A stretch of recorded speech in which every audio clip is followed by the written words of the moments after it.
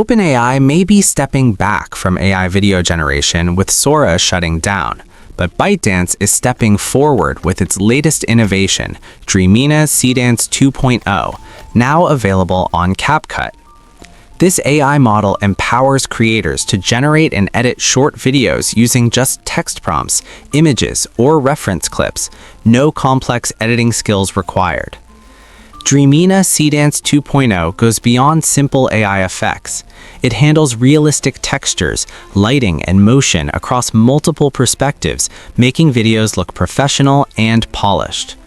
Whether you're creating cooking tutorials, fitness routines, product demos, or action-packed clips, this tool could bring your ideas to life faster than ever.